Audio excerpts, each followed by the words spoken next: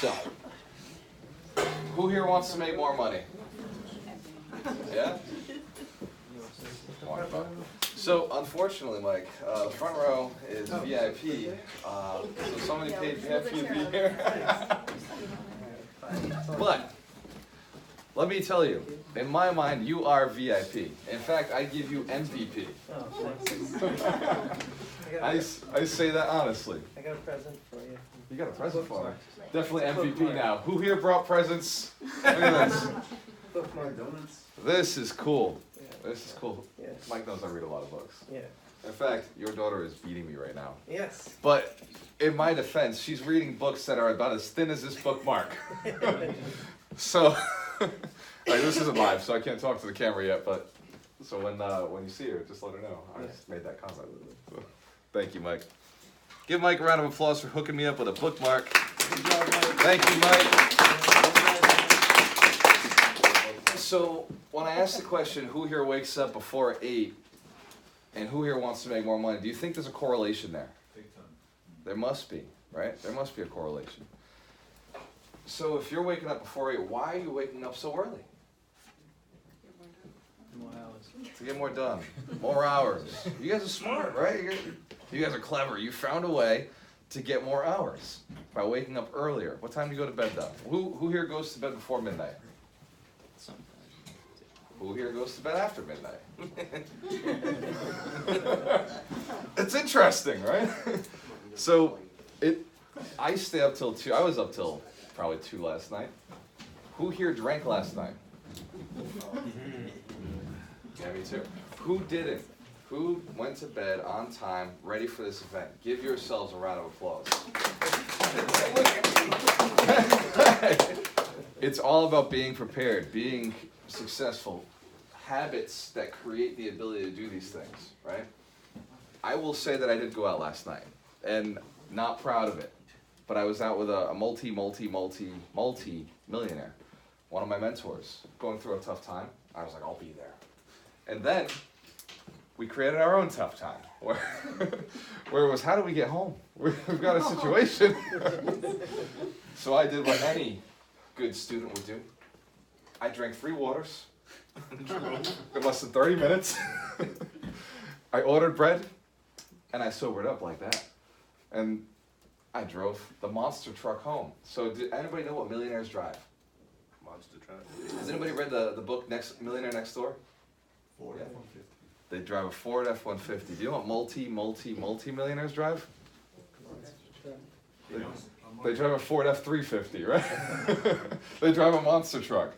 I've been watching him pull this thing up to the cigar shop for years now, thinking one day I'm going to drive that. Last night, I got one of my goals. Checked it right off the box.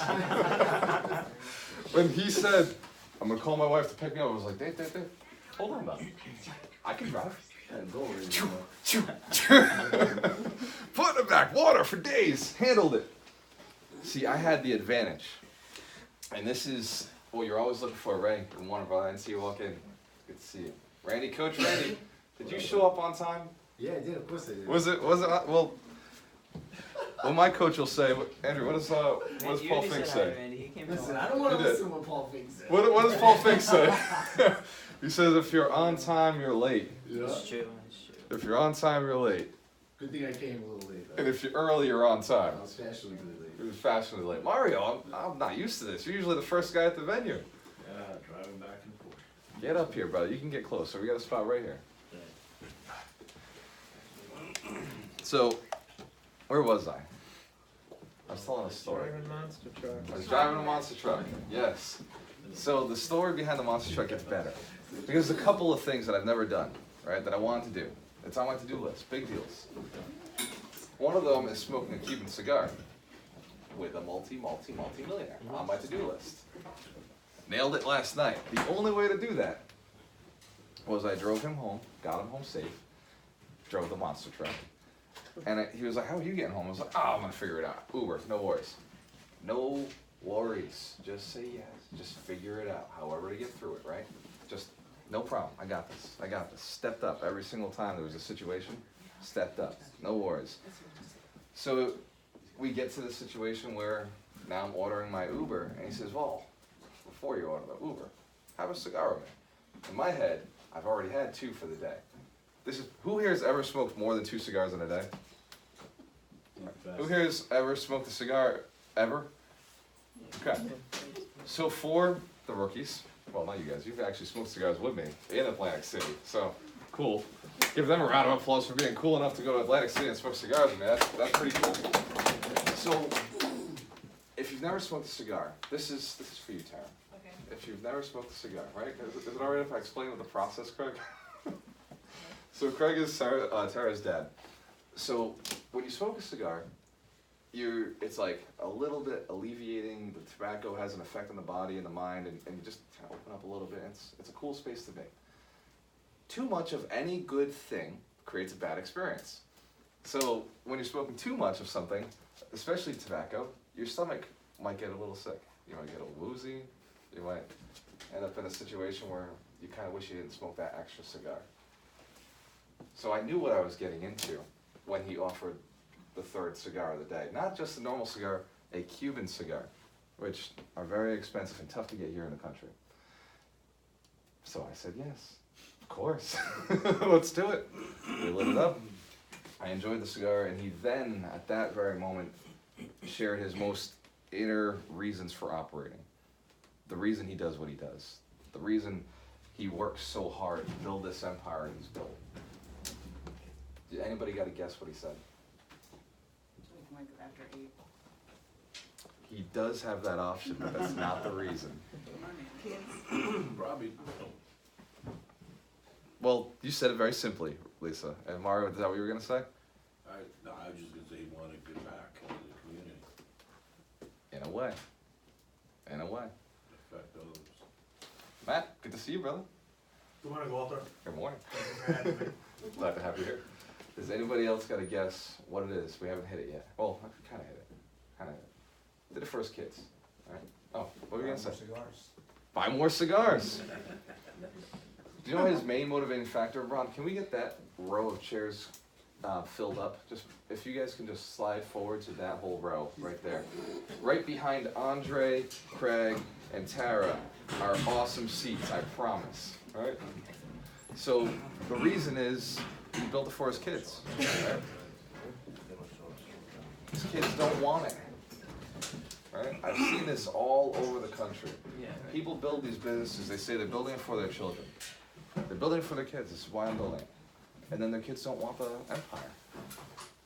So you know what I told them last night? Something I've been meaning to tell him for years.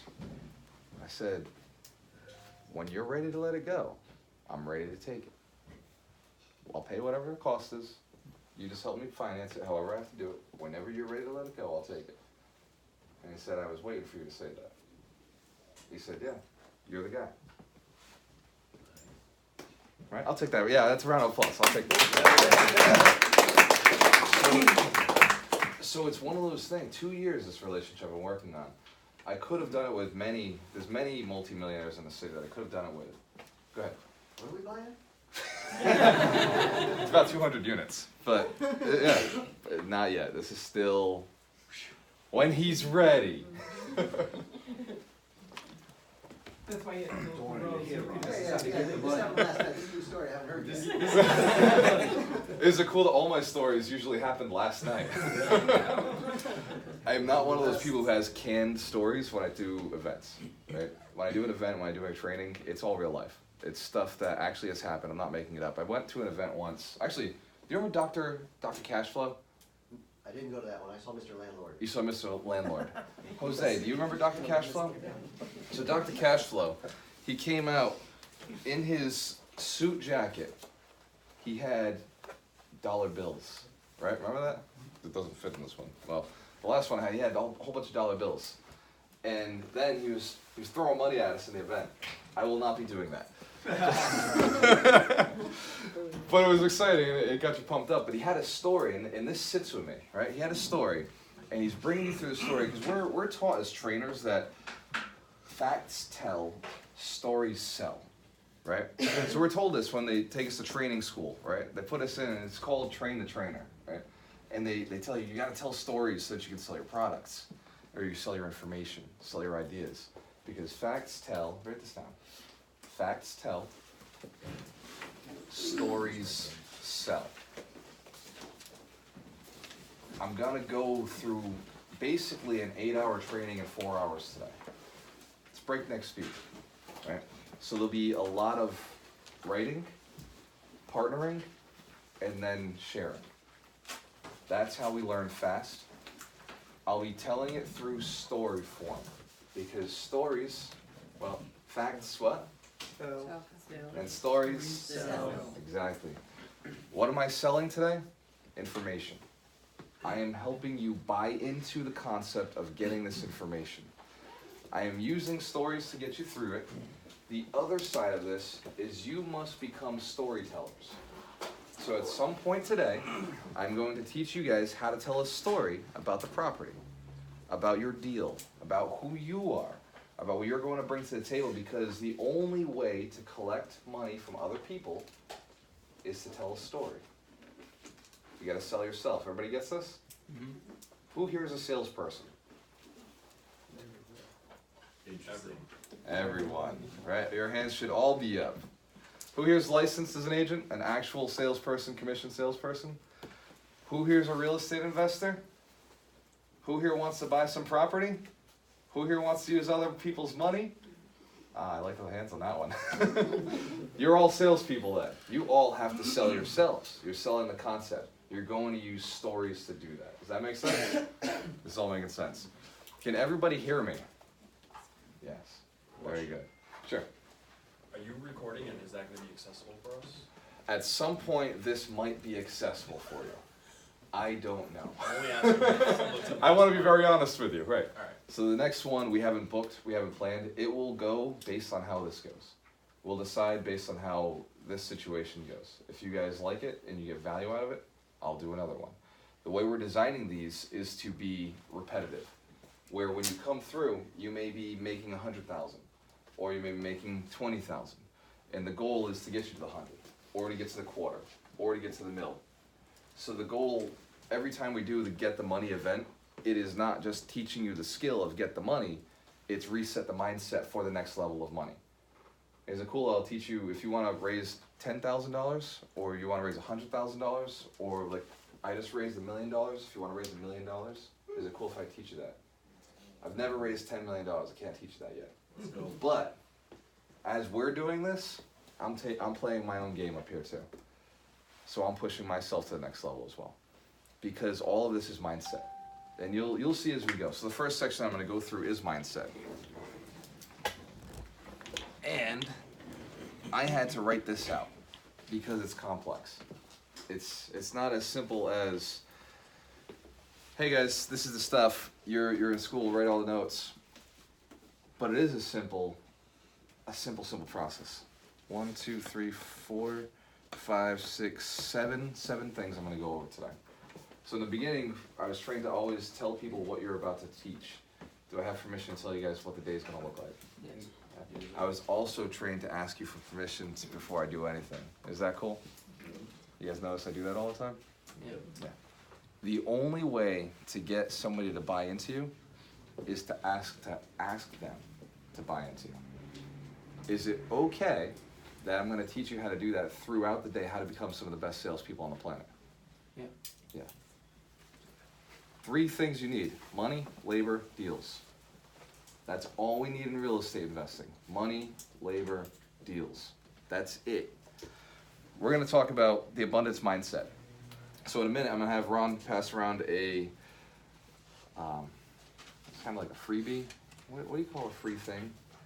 A bonus? No, it's not a bonus. What would you call it? What's something that... Special gift. A special gift. I'm going to have Ron pass around a special gift in a little bit. I like that. And then we're going to go over, and we're going to talk about abundance. We're going to talk about the actual mindset of it. This is one of the sections I wish I had more time. The reason we're cutting it so short is because at 1 o'clock, the same mentor who had asked me to get him home last week, asked me to do an open house for him. He has never given me a listing, but he's got the ability to give me lots. He didn't give me this listing either, but he did say you could do the open house. Of course. In fact, I begged for, I was like, just let me show you what I got. Let me go and do a video, like let me do what I do, just so I can get some more attention on it. And he's like, oh yeah, you could do the open house. Priority. He put it at 1 o'clock today. So before 1 o'clock I have to leave. My plan was to go a little longer and give you guys a little extra. Since that wasn't an option, I'm gonna have to speed things up. Is that cool? I also have a wedding later on today. I don't know what my cousins were thinking, but 2 years ago they're like, well, save the date. Got me. They got me there. The other thing we're gonna talk about is evaluating a deal. We're gonna teach you how to evaluate the deal the way we evaluate the deal. Is that cool? Yes. And then I'm going to sell you the next event, which is Get the Deal. Is it cool that I'm telling you I'm going to try to sell you something? When I use the word try, I mean it very loosely. I mean, I'm going to sell you something. It's also going to be a great deal because I'm a buyer of information and I know what good deals look like, and I don't like to buy things that are too expensive. Anytime it's too expensive, I'm like, well, maybe I'll get it later. I'm not looking to have my army of amazing investors wait later, right? I want to see you guys through this faster. The problem with that event, as I'm going to sell it, is it's in January, the end of January. So it's skipping Thanksgiving, Christmas, and broke season. So there is a period that I'm skipping in order to fill up the room, right? So the room I want to be filled with great people just like you guys. So I'll do the same thing that we did here, where we sell a ticket and it comes with another ticket. Of course, vet them like every one of you did. Who here brought somebody today? Yeah. Give you guys a round of applause. People who brought people, give you guys yourselves a round of applause. That's awesome. Who here received a ticket from somebody today? Who here received a free ticket? Turn to the person who gave you the ticket and say, thank you. You're teaching me how to get the money. Go ahead. Let's learn how to get money. One of the parables in the Bible. Who here has ever read a chapter in the Bible, a verse in the Bible? Yes? A few of you. Who here knows what a Bible looks like? Who here has ever been to a hotel? Yeah. If you go inside the drawer, they have what's called the Gideon Bible. The Gideons put them in there. So you could look this up if you had to. You can Google it now. In the Bible it says, teach a man to fish and you feed him for a day. Now, what does it say? Give him a man a fish. Feed him for a day, teach him. Give him, teach him how to fish. Interesting that we all know that. Interesting that we all know how to correct me when I say that statement, right? So we all understand that if you give a man a fish, you feed him for a day, and if you teach a man a fish, you feed him for a lifetime. Fascinating that program's already up here. We already understand it. Because we're real estate investors. We're investors in general. We invest in ourselves constantly. That's the difference of this room and the other rooms I've trained for before. When I train a room of real estate agents, you've seen. When I train a room of real estate agents, they don't get it. They don't understand investment. They don't understand investing in themselves. They don't understand getting to the next level.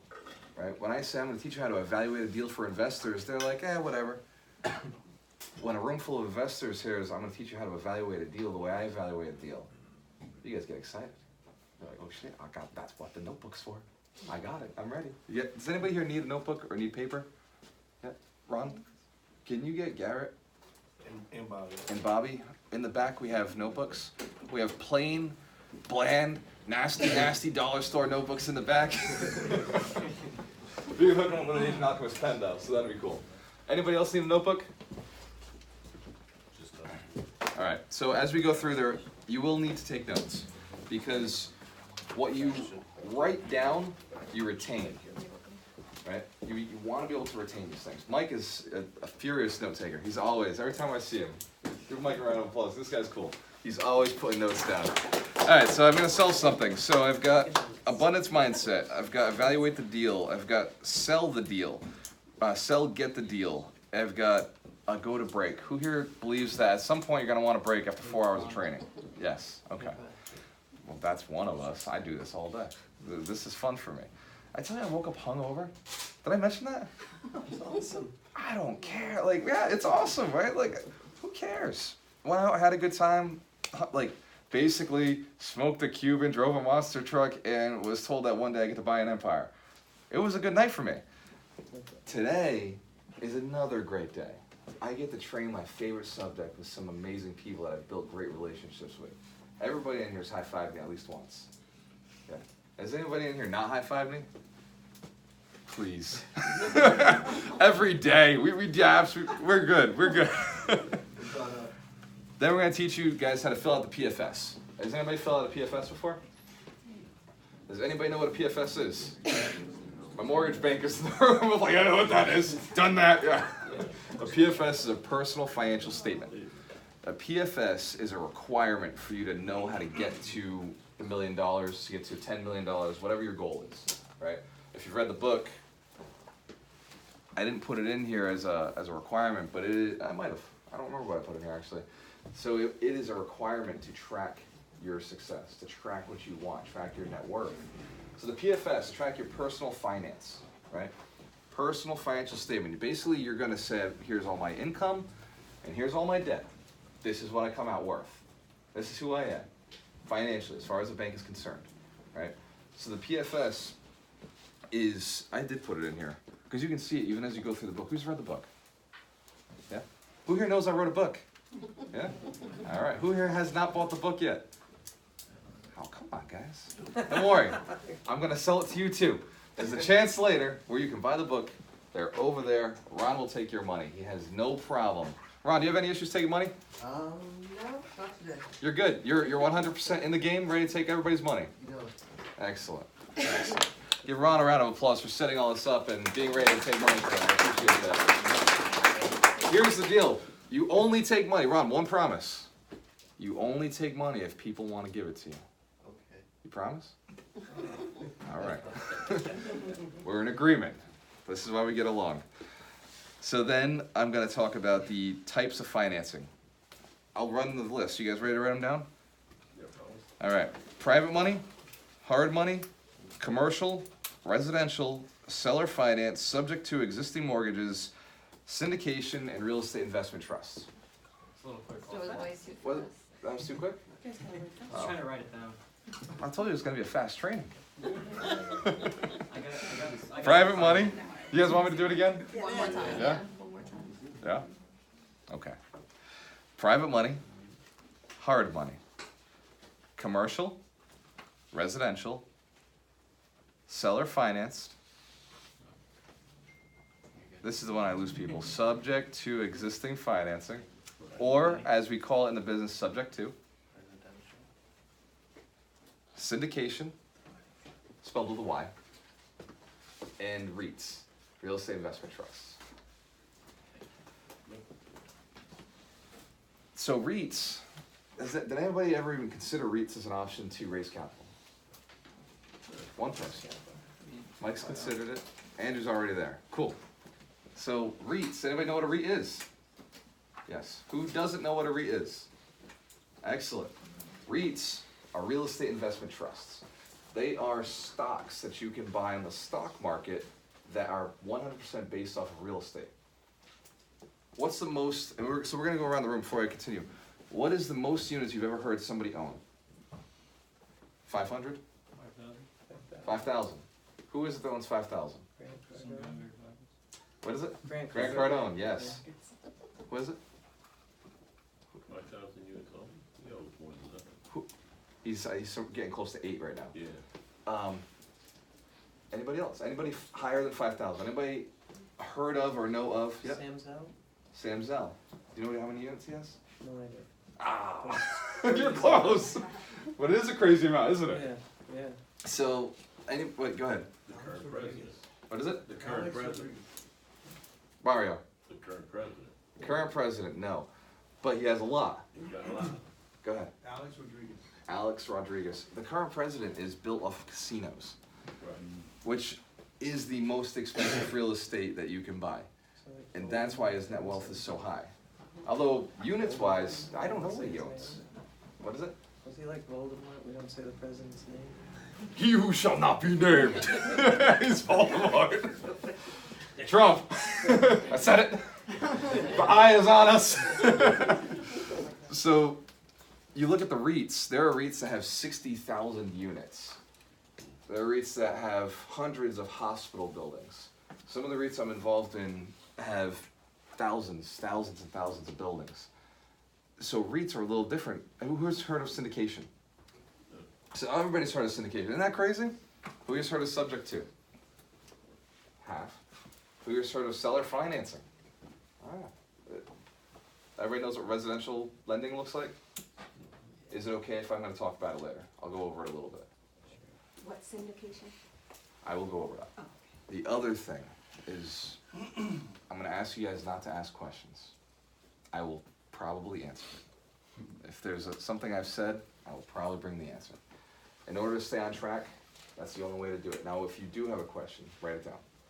I've got 30 minutes at the end of the presentation where I will be able to answer everything, I promise. That's my commitment to you guys. Two things. One, you're going to learn a lot today. Two, you're going to have a lot of fun doing it. Does that sound tough? Yeah. Does it sound contradictory? But do you guys believe I can do it? Yeah. Isn't that interesting? I do too. This is what I do. I was taught to train in a fun way so we remember it, we retain. We keep everything that you guys learn today, you'll keep in your heads. You'll move forward, you'll be successful. You will become money magnets. Everybody wants to be a money magnet? Absolutely. I am. The name of the event was Get the Money. Anybody want to get the money? Hell yeah, give yourselves a round of applause. Let's do this. All right, so starting number one, Ron, can we get the handouts? It would be this. Yeah. So, who here see me wear the bracelet? Not bracelet. Damn it! Who here see me wear the wristband? Bracelets are for chicks. That's what these are over here. Bracelets have beads. Wristbands, on the other hand, are different. Wristbands are powerful. They say a message, right? Remember the first time I saw a wristband, it said WWJD. What does that stand for? What would Justin do? I thought, what? Who's this guy?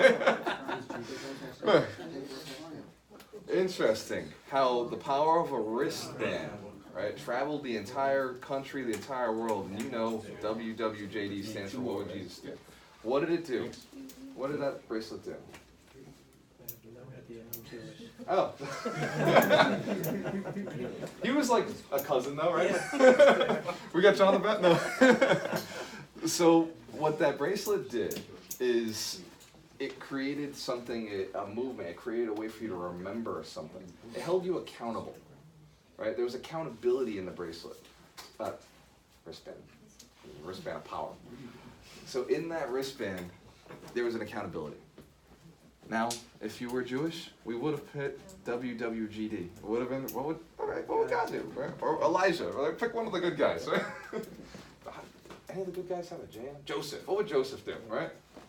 He'd be hooking his brothers up with all the stuff, and they'd be like, throw him in a pit, like whatever. So, that wristband created accountability.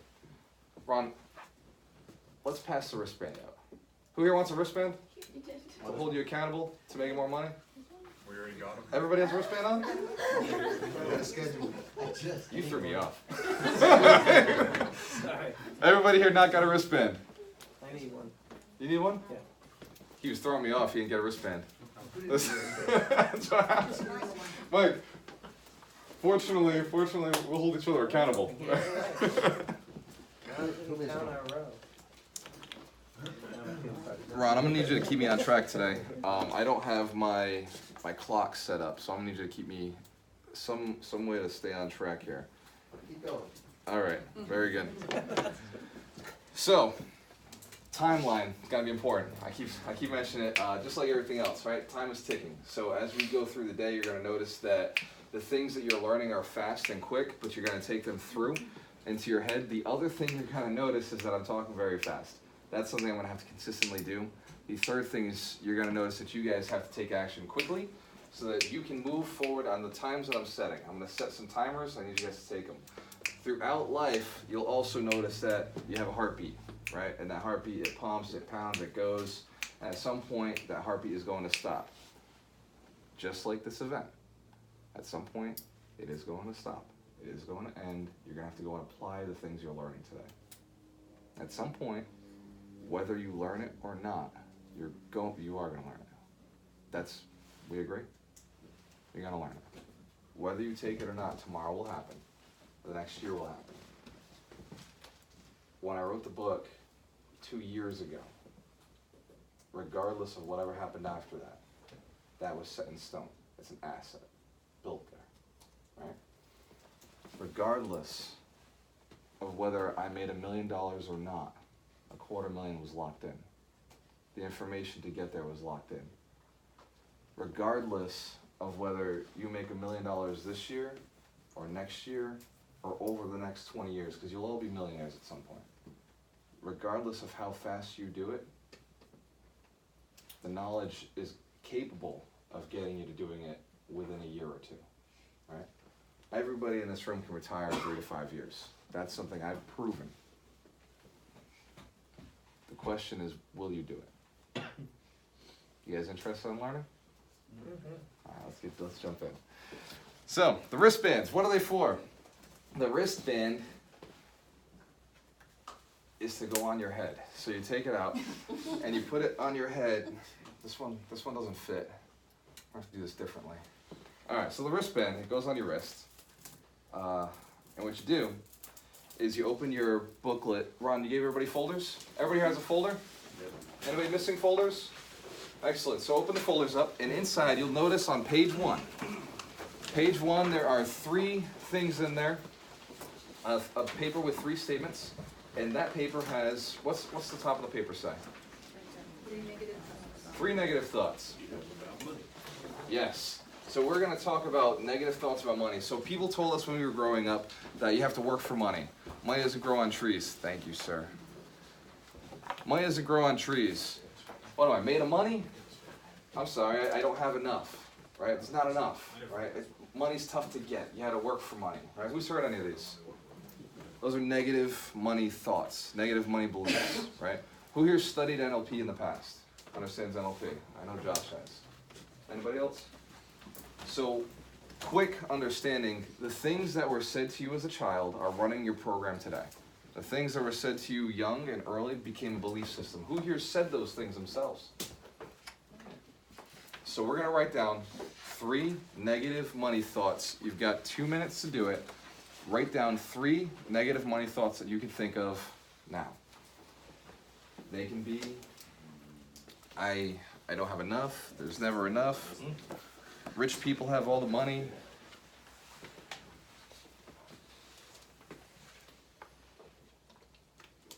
It takes money to make money.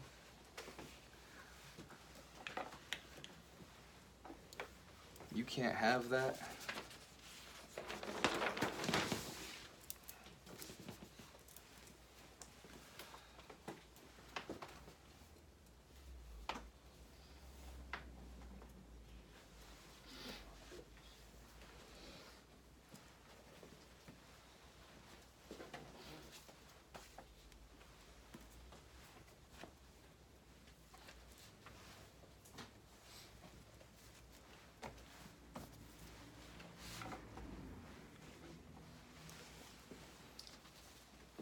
How you guys doing? Anybody need more time? Everybody got it? 3 money thoughts down? Is there anybody missing? Anybody still need more time? Excellent. So let's jump right in. So now that you've gotten those 3 negative thoughts down, I'm going to explain what these wristbands are actually for. 1, phenomenal branding. If you look at the wristband, it says GualterMorello.com, right? That is not because I love to see my name all over the place. One of the hardest things for me to do was to put my name as the company. It was one of the hardest things for me to put the name as the website, because although I love attention, it was also am I worthy of it? Do I deserve it? Right? That was a negative money belief. Yes, of course I am. Yes, of course Ron gets it, right? Ron's the one for years has told me the brand needs to be your name. It can't be this, it can't be that, it has to be your name. And so these are names of events, right? This is an event, this is an event. but the brand is me. So we put the website up. On that website, you can find out all of our events, all of the upcoming trainings that we're doing. For members, you can log into our website. So any training that you've bought or had or courses that you've gone through are on there all in one spot. It's a school. The whole point in all of this is an education. The point in buying real estate is an education. That's why we do it. We do it just to learn to be a little better, right? So we're gonna remove some negative money beliefs today. So this band, although wonderful branding, on the other side of it, reminds me that I'm an alchemist. I'm going to define an alchemist very quickly for you. An alchemist is somebody who transmutes one thing into something more valuable. Or as we say in alchemy, somebody who turns every single lead into gold. Every single person you meet is an opportunity to get your business to the next level. Every single person, every single transaction, every single seller you meet, there's a way to make them money. There's a way to collect money from them as well. There's a way to improve their lives, right? Alchemists understand that. Alchemists go into a deal and they're not like, oh, well, I guess I can't wholesale this, on to the next. An alchemist gets into a deal, well, I got my real estate license, no worries, I'll put it on the market. Or I'll actually do the purchase myself. I'll partner with you. Let's buy and hold this together. I'm gonna come in, I'm gonna bring my contractor. Alchemists have ways of making money all over the place. Does that make sense? There's money everywhere. So when I say you're an alchemist, you understand alchemy, what I'm saying is you know how to get the money. Does that make sense? Is that cool? So when you go out and you're at an event and you see somebody with one of these wristbands, guess what you know about them? They've done this exercise. They know how to get the money. You can start at a whole other level in the conversation. You don't have to wonder what they know. It's locked in. You know that they know this. Does that make sense? It's cool. We're like a secret little group going out there into all these networking events, looking for the money, looking for our people.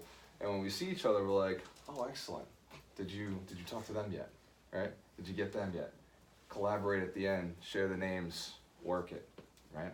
Because everybody is an asset. Everybody you meet has something you can give them. We don't run out of energy, I assure you. We do not, right?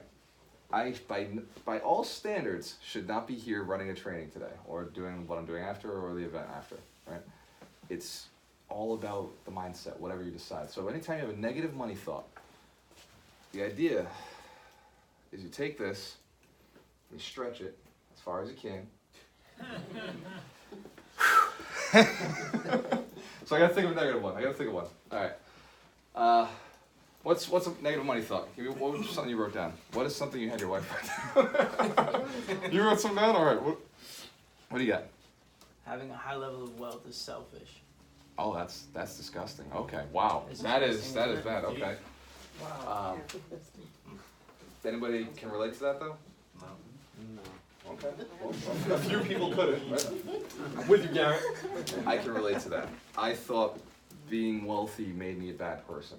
To me, I was like, oh, only rich people did bad things. Trust me, it doesn't work that way. So, here we go. What was it again? I'm just trying to remember what you said. Having a lot of wealth is selfish. Having a lot of wealth is selfish. So I gotta hit All right. myself for it. So you'll snap the wristband. It will hurt. That's the point. You have a negative idea in your head. You snap the wristband, instantly like, I'll never say that again. That hurt. This is how we learn. This is NLP. This is how we, as children, remember when your parents, you went and did something wrong, and then like there was that, and you're like, oh shit, I don't know what happened. Sometimes you didn't even know what happened, but you're like, I'm not gonna do it again. Whatever it was, I'm not doing it. This is kind of like that. RJ, you brought your beautiful girlfriend, Lauren? Yeah. Got it. Guess who he talks about? Give RJ a round of applause for bringing his girlfriend. It's very nice. So, all right. This is just stall tactics at this point. Unfortunately, I do have to stay on track.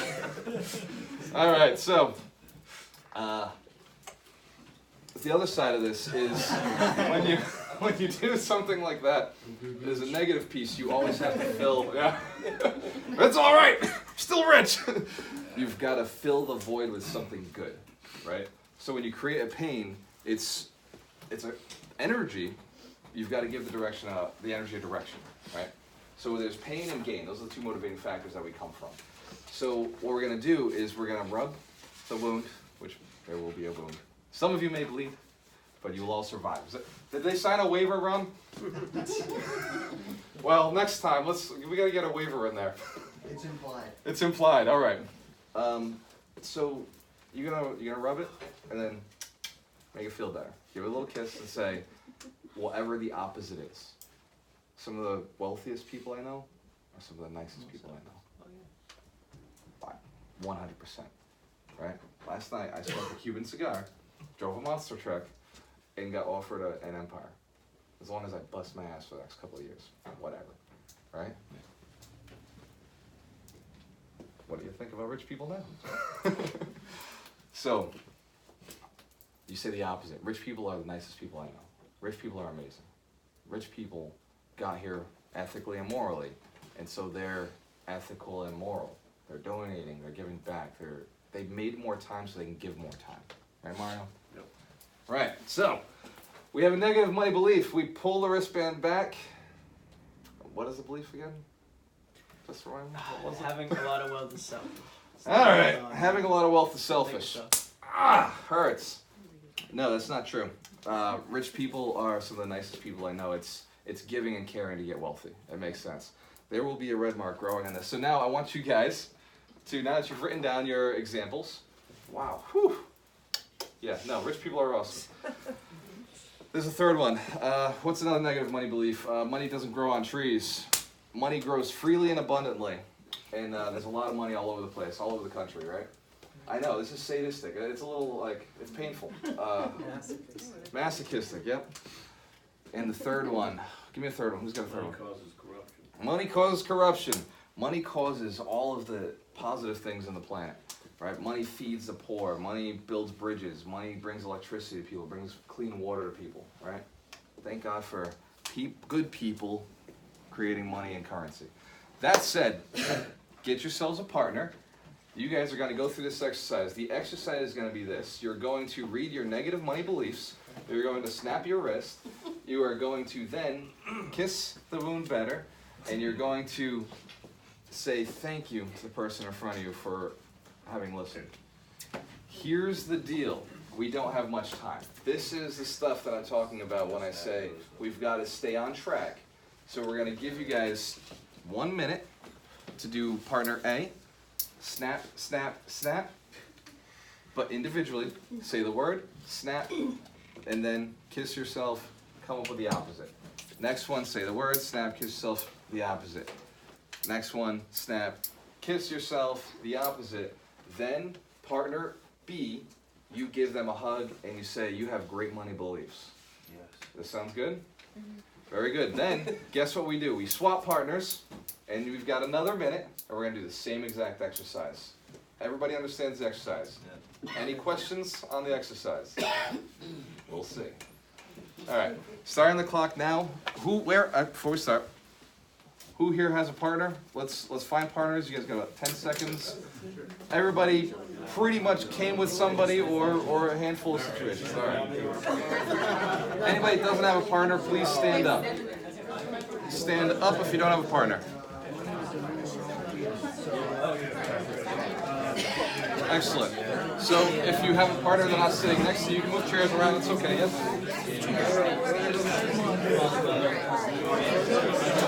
Woo! All right, guys, give me 1 second. 1 second. Focus back in the front. Back in the front. Everybody has a partner.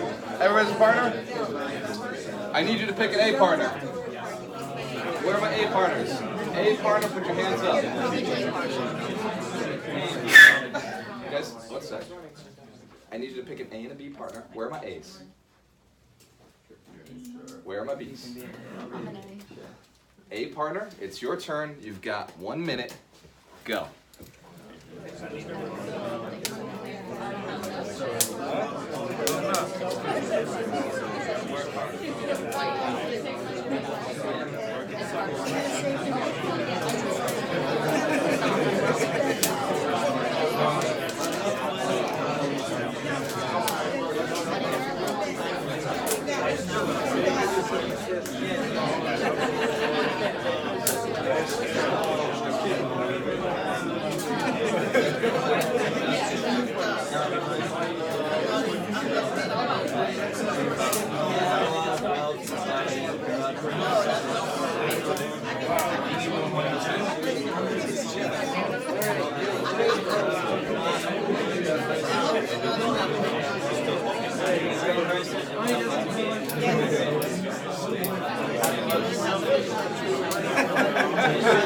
All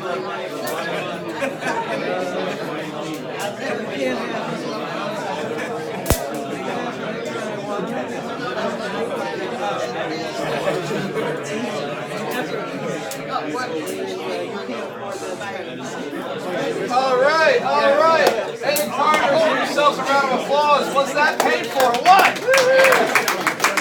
If you don't have a red mark showing right now, you were a little bitch. And I know there's a few of you out there who are like, I'm not going all the way. Who were you? Was anybody out there who'll admit it? All right. Another one for good luck. Do it again afterwards, very seriously. No pain, no gain. This is a real life experience. The question I would present to yourself while partner B is doing it, go with them, right? Yes. Only if you don't feel you gave yourself the beating of a lifetime, right?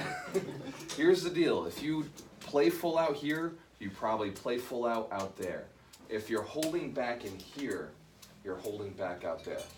How we do anything is how we do everything. Does this make sense? Write that down. How I do anything is how I do everything.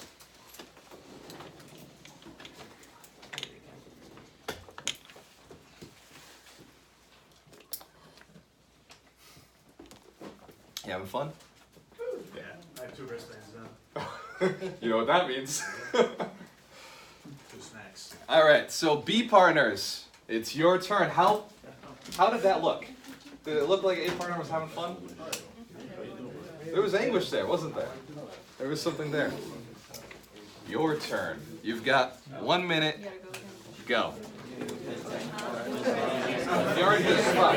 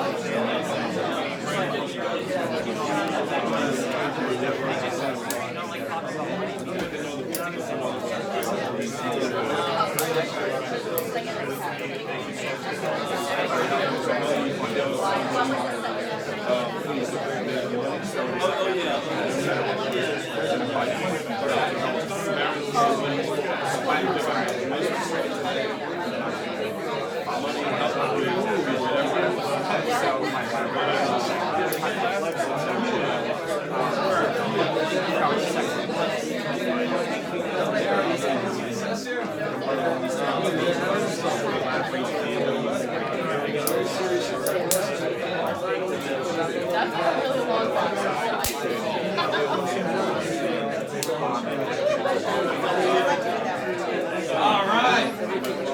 B partners, how was that? Still painful. Was it painful? Did it? Very good. All right, guys, we gotta stay on track. We gotta stay on track. Yep, come on back, come on back. It is 9 o'clock. It is 9 o'clock. Ladies and gentlemen, are you guys having fun? Yeah. Am I delivering on one of my promises? Yeah. Are you guys learning something? Yes. Am I delivering on the other promise? Yeah. Gain and gain. Cool, very good. So let's move through then. So, and you guys are doing great because you guys are staying on track. So give yourselves a round of applause. We're at 9 o'clock. The next time. Ron Bowling, feel free to take video of me because I'm about to drop some bombs. We're gonna do an exercise that Ron and I devised that I thought was going to be very complex. Though very seriously, your cell phone, if you pulled it out and took some video of me, would be ideal. Here's the other thing. I am only as successful as the amount of people that know me. I can only help as many people as know me. So if you guys could, at every change, when I say I'm about to change a topic, if you could pull your cameras out and either do a live feed on Facebook or live feed on Instagram. Who's never done a live feed before? Excellent. We're gonna get you out of your comfort zone. So the live button is on all of your phones. You just do the live feed and then say, hold the camera up, and I will do the job. I will do all the fun part, I promise. The point in this is I'm gonna drop some very good bombs. What you're gonna put out to your community is who's interested in this. Does that make sense? It's cool stuff. It's 9 o'clock. The next topic is gonna be how to evaluate the deal. You could pull your cell phones out at any moment in the next 5 minutes. The thing is, I know once I start talking, people tend to get involved back in the conversation, so I promise what I'm gonna do is talk for about 30 seconds, a really cool subject, and then you can all put your phones back, and then we'll get back to learning. Is that cool? What you guys are doing is helping me push my marketing out there. Is that something you guys are willing to help me do? Anybody not comfortable doing that? Raise your hands. Okay. I love you guys. It's all right. All right. So, pull the cameras out. You switch over just like this. I'm going to do an Instagram live. So I go to Instagram. So that's InShot, not the right one. You go to Instagram, and then hit the camera button, and then slide to live. Everybody know how to do this? No. Excellent. Those of you who do, No service. No, sir. no service. Well, for the people who do have service, you guys are champions. For the people who don't have service, Ron, what is the Wi-Fi in this building? Agent Alchemist. Agent Alchemist. That said, what we're about to talk about is one of the most valuable, most important subjects that people have in their lives. It's money. It's the topic of how do I get everything that I want in life. People work their entire lives. They work from 20 years old, 15 years old. They go to school. Think about it. You went to school for what? What was the reason? To educate yourself? To learn how to get a job? So you can go buy a house, you can get married, and then work for the next 40 years until you become 65, 72, whatever the retirement age is, so that one day you can retire and live a good life. Is that right? Is that what we all bought into? I agree. I was sold the same product. And after a little while, I realized it ends with you dying and not having lived 70 of those years. The 65-year-old retirement plan. What I want to sell you is a 3 to 5 year plan where you work very hard, just as hard as everybody else is, doing the right things. Doing a couple of key factors that are going to make you richer, happier, wealthier. The most generous people that you're going to know are going to be yourselves, because you're going to learn how to get rich. Is that cool, everybody? Awesome. You guys are awesome. Give yourselves a round of applause. Thank you for doing that with me. That said, motivating yourself to do these next features, these next educational steps, will be easy. Believe it or not, the rest of this business is a nerd's business. Real estate investing is, the most successful ones I know are accountants. I by trade am an accountant. This is what I learned when I went to school. This is what I learned when I worked for an accounting company, was how to track numbers. Right? If you can't track numbers, don't worry. The stuff we're tracking is super, super simple. We're not talking complex numbers, we're talking plus and minus. Sometimes we throw the multiplication when we're making lots of money, right? But that's about it. It doesn't get crazier than that. Sometimes we divide. Everybody understands basic math. I took a course in college. I did not finish, I do not have a degree, so we know that, right? I took a course in college called Basic Business Math. I took it because I was like, that sounds smart. Business, math, it was in there. Basic meant I could pass this test, no problem. It was gonna be easy. I have a 4.0 GPA in college because I was very good at taking the easy classes, right? But I also took classes I was interested in that I knew was gonna move me forward. So, this is one of those. What you have in front of you, everybody turn to the second page, is a property information submission form. In this form, you have all of the information you need in order to evaluate a deal. The other name for this is a property analysis. When Ron and I are talking into this, we call it the property analysis, the profit analysis form. So the concept of this is you go out there and you look at the property. So everybody has a form in front of them. Yes. Everybody's looking at it? Does anybody not have this form in their folder? If they don't, it's Staples' fault. Ron is a machine of perfection, and he outsourced it, which is very clever. So, this property information form is imperative. What we're going to do is we're going to teach you how to evaluate a property. Everybody want to learn how to evaluate a property? I do. Everybody knows that with the right property, you can collect all the money. Yes, with a bad deal, tough to get money. Very tough to get money. With a good deal, money just sort of flows in out of nowhere. So, take a look at the property analysis. There's some key components in here. At the top, we ask for your information. It's important to know when deals are coming through to us, who produced the deal, because we like to pay you. That's one of the elements of being a real estate investor, is getting paid. When you can't do a deal yourself, pass it along. All part of alchemy. Does that make sense? So it's important to have in your head the future plan that I might not take this deal, but I will still get paid for it, right? Very key. I go to appointments all the time, and I used to go all the time outside of my market, and they were unvaluable to me, but valuable to somebody else. How are you? So, that information's at the top. Next is seller information. What is the most important information on the piece of paper? The seller info. It's the seller's info. You could fill nothing else out, we'd still make money. Does that make sense? Yeah. If we got a seller who you've gone and had an appointment with, and you get their name, number, and email, there's a chance that you can buy the property from them. This makes sense, right? Very good. So you've got to get that. That's non-negotiable. Next is a lot of property information. This is going to help you evaluate the deal later on. So it's important to get all of this when you're in the house. It also legitimizes you when you're in the appointment with the seller. When you're able to go through and you're answering all of these questions, it makes you more legitimate, because now they see that there's a process. Sellers want to know that there's some sort of structure when they're getting involved with you. They want to know that as you're going through, there's a beginning and an end, and at the end is the golden rainbow. This makes sense. So they want to know that, these are the questions that they want to be answering. The other questions are fixed landlord expenses, the variable landlord expenses, future assumptions, loan information. This is for you, right? This is based on you. This is get the money, right? That bottom part, loan information, future assumptions, it's based on your financing ability. Some people may on the bottom write, oh, I'm doing a syndication. Some people may say, I'm a REIT. Some people may say, I'm doing private money, I'm hard money, I'm commercial, I'm residential, I'm doing a subject to. So the loan information changes at the bottom. That makes sense? What we're gonna do is an exercise, because I like exercises. I like learning real life. Would you guys like to do a deal with us right now to evaluate an actual live deal? How about two? Would you guys like to evaluate 2 deals with us? What if I made them guaranteed deals? Deals that absolutely, I know for sure, produce these numbers. Would that be valuable for you? Yeah. What if it was a flip that I did last year, so I already know that everything worked out this way, and I had Ron, I didn't do it myself. Ron went and he produced the actual evaluations that we did a year ago, 2 years ago actually.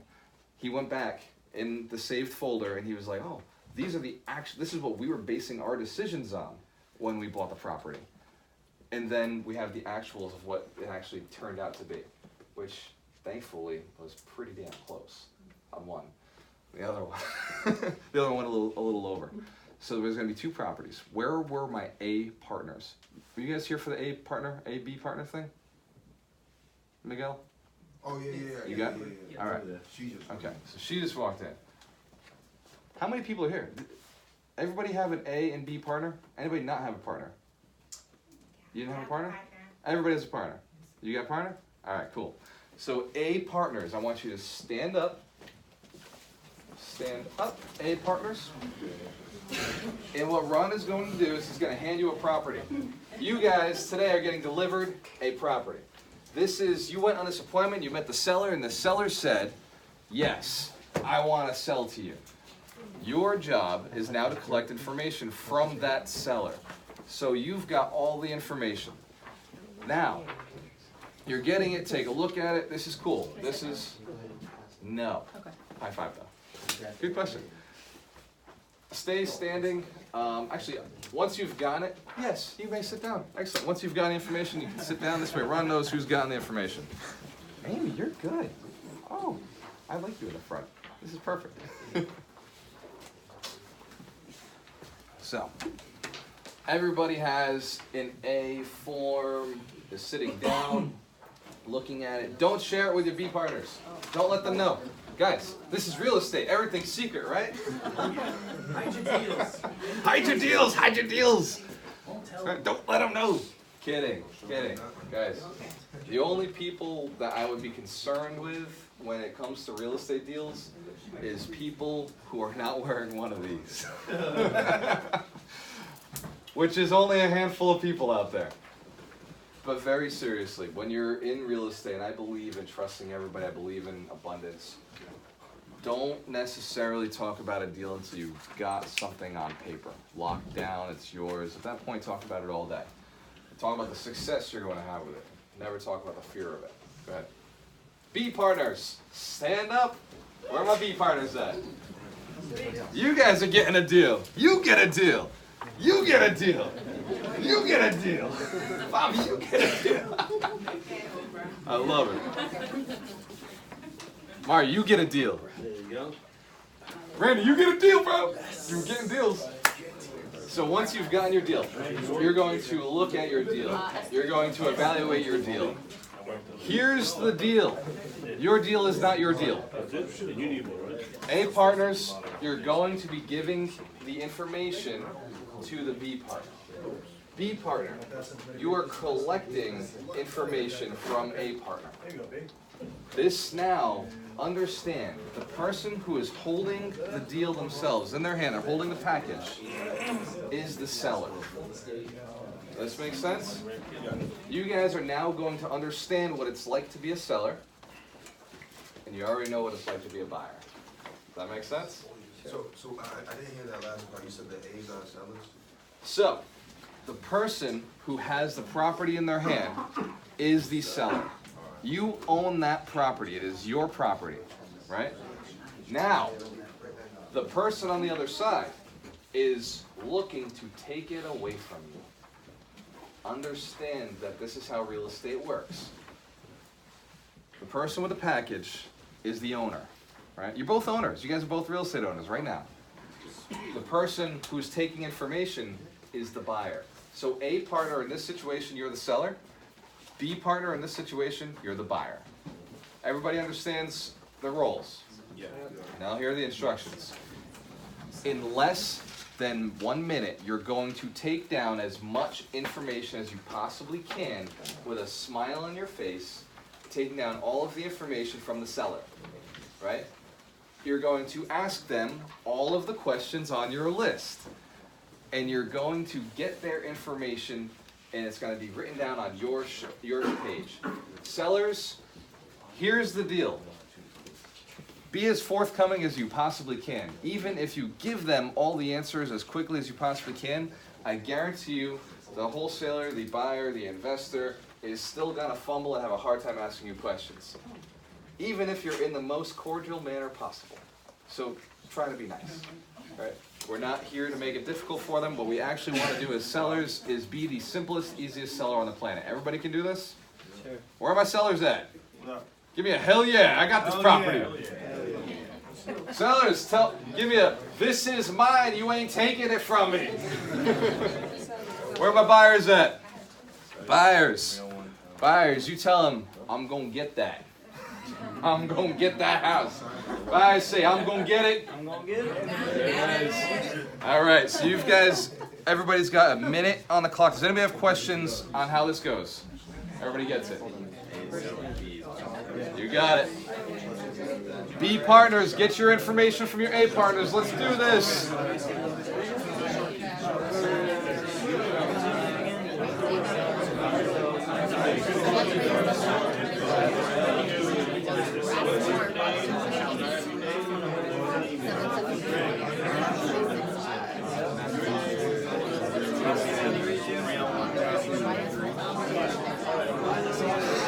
We only have one page. So I'm letting her use the page.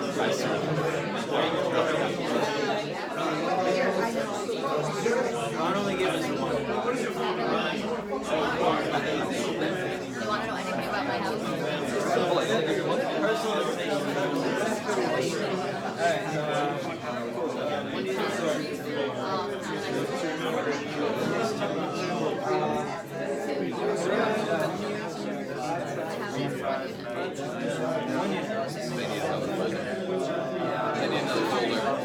I don't have any more. Good problems.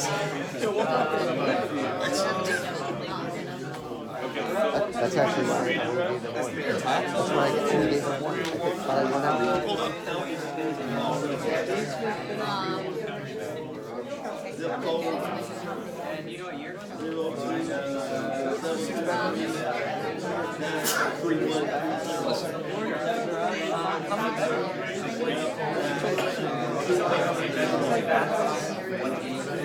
Five seconds.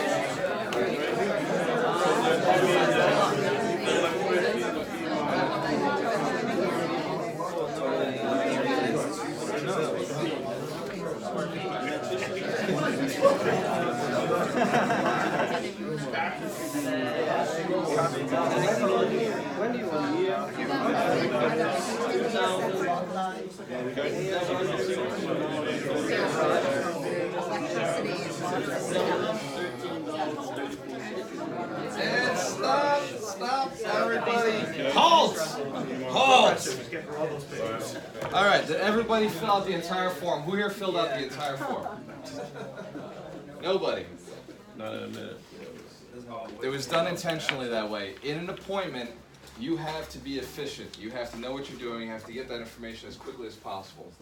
Because if you do not build rapport with them fast, if you do not get the information from them at the end, you end up getting kicked out of the house without all the details. Who here got the seller information? Who here started with the seller information? Like contacting? My smart people, give yourselves a round of applause. Yes.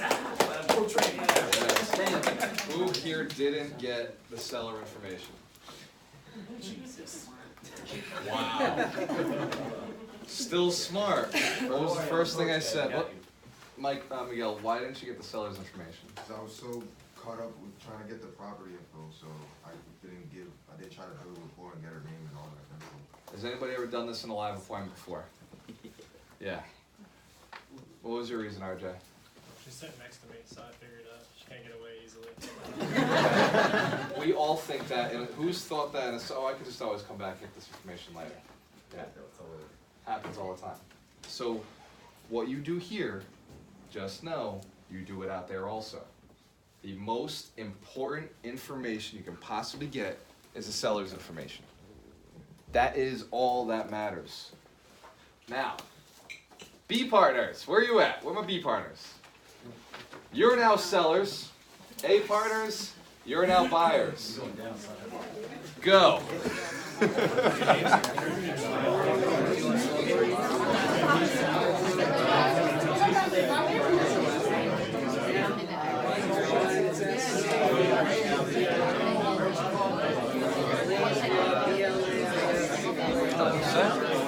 How are you doing? Just looking at time. So time is,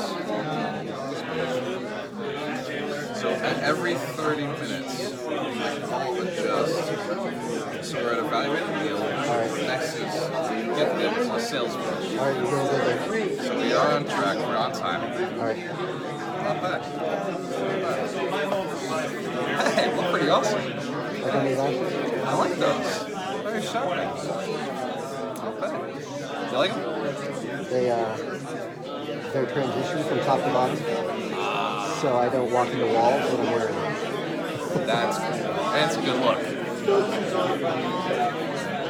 All right, time is up. Time is up. Ladies and gentlemen, did the B partners do better than the A partners? Yes, you gave me less time. Did it feel like there was less time? Yeah, there was less time for real. It was. But you had more information and more skill. You know what you asked. So I got the important stuff. you got the important stuff. All right. So guys, hey, if you didn't get it, you didn't get it. This is how appointments go. This is how it works. Some are faster than others. Now, ladies and gentlemen, the last part. I want you to take your property that you are holding on to.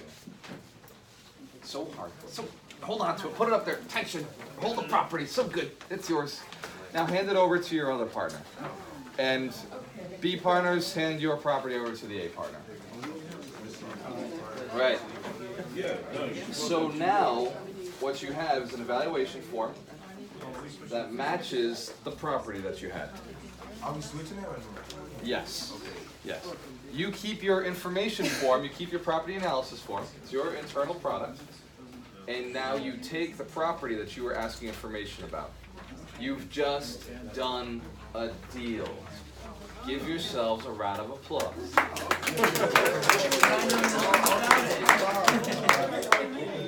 Now, what was missing out of that deal? Does anybody know? Oh, who said it? Who said it? Some of this was missing out of that deal, right? But regardless, the transaction happened either way, right? The property's transferred and somebody else got the property, then you got your property, right? No money was involved. To simplify things, if I put money involved, if I put it in there, you guys would have gotten all messed up. Yes. Right? As soon as money shows up, it's like, oh, well, what if I gotta double check and triple, and maybe I should ask them a couple more questions. Walter, I don't have time to do all of this. We gotta tie it in. But without money on the table, no big deal. Just followed instructions, did the right thing, right? Followed the process. Go in, talk to the seller, build a great relationship. Who here's been on appointments with me? Yesterday, I went on an appointment with Sarah Ebram. Who knows Sarah Ebram? Okay, so she works up in Dedham. Yep. She lives way up north, but she's an investor in Dedham. She goes to the Boston RIA, right? Jose, you know who she is. Sarah. So I went on 3 appointments. She came all the way down to New Bedford because I told her I won't go on appointments in her market. Then she said, well, what about Taunton? I was like, no. And she said, what about Brockton? I was like, no. She said, well, what about everything she said? I said, no. She even said New Bedford. I said, no. Right? I was like, I only follow her. It's the only place I do appointments. She said, well, I want to go on an appointment. I want to see how you do it. I was like, well, book appointments in Fall River. It's very easy for me, right? And she's 2 hours away, right? So she goes, and she said, what's your secondary city? I was like, secondary city? I don't have a... New Bedford, right? Who is from New Bedford? Love you guys, sorry. So, still New Bedford, right? Doesn't affect who you are. You guys are awesome people. So, I hope, right? You guys, New Bedford's a little rougher. New Bedford in the back. What are you guys in the back? You guys should be in the front. You guys have the shortest drive today. Literally the shortest drive out of everybody. All right. So New Bedford, I'm out there, and she books 3 appointments. 3 appointments. And I told her, look, if you're gonna book 3 appointments, you better line them up back to back, back to back to back. And she's like, well, how tight? I said, 30 minutes. She booked them 30 minutes. We hit every single appointment, right? So I drove out there. I hit the appointment, hit the appointment, hit the appointment. At the end, putting in 3 offers. 3 appointments, 3 offers. The math makes sense. You guys get this? What she said afterwards, because I sat down with her for 2 hours afterwards, grabbed tea, and we were just talking. I was like, what was the biggest thing you learned here? She said, when you're in a property, you don't ask them information about the property. You don't say a thing about the property. All you do is ask about them. You're talking to them, you're building a relationship, you're having a fun time, and you seem to know how to pull things out of people. She said the other thing that you do is you ask them how much they own. What other real estate do you own? How much do you own? And she said that question opened them all up. That question makes them talk about themselves. Either, well, you know, this is all I have, and then they really open up, or, oh, well, I own this and I own that, and they really open up. She said you do 2 things. 1, you just talk about them, and 2, you ask them what other property they own. Anybody know why I do that? I want to buy more. Yeah, I want all of it. But it has multiple layers to it. And then she broke down the appointments for the next hour, and I sat there like I didn't realize I do all of this. There's a lot of stuff that I do on an appointment that I was not aware that I do. Interesting, right? So I want you guys to share with me some of the things you got out of this exercise. This exercise just now, as a buyer or as a seller, what are some aha moments? Things you learned. Go ahead, Miguel. So instead of worrying about, like you just said, instead of worrying about the property, try to build rapport with the seller and try to see what's her problems and everything with the property. Or what, just in general in life. Man, you mind standing up? Huh? You mind standing up, Miguel? Oh, why? Yeah. Can you hear me? What's your name? Miguel. Where are you from? New Bedford. Guys, give him a round of applause. Thank you. Who else? What else? Something you learned from this experience. I'll get you next, yep. Try to. Stand up. Say your names to the group, where you're from, I'm Lisa from Bridgewater. Say hi, Lisa. What is it you got? Try to know as much information about the property as you can, so you're not having to ask stupid questions, and then you can talk to them. Does that make sense to everybody? Yeah, give her at least a round of applause. Matt, you're the next up. I know, Mario, you're coming up. You're close. There you go. My name is Matt. I'm from right down the street. What I Say learned- hi, Matt. Hi, everybody. Write really fast. Write really fast. Yeah, that's Yeah. fine. Very good. It's not about what you're saying, it's about what you're taking in, what you're listening to.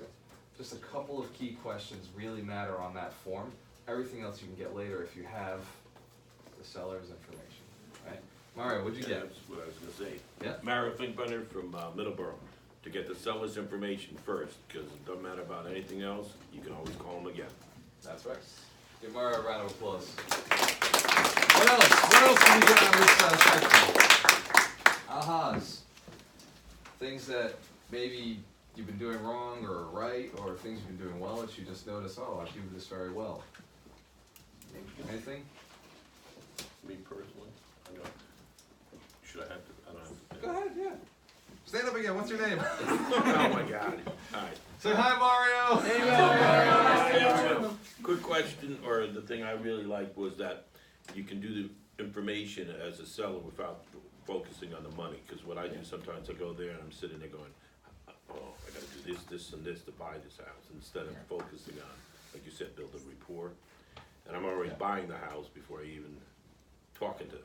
Yeah. So now it's build a relationship, try not to close right away. Yes. Or- Yes. Give Mario a round of applause.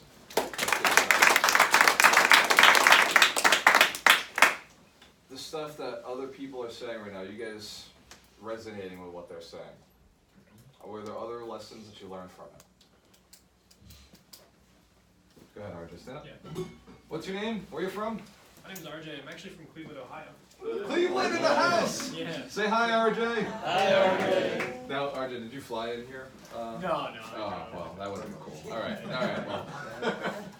Yeah, so for me, I just realized that I need to know what my criteria is more. I need to understand what constitutes value so I can make quick judgments on if this is what I want or not. Yes. So that's something I don't have right now. And you're working towards getting it? Absolutely. So, positive wording, right? Phraseology is very important. So instead of that's something I don't have right now, it's something I really like. Is that something you would like?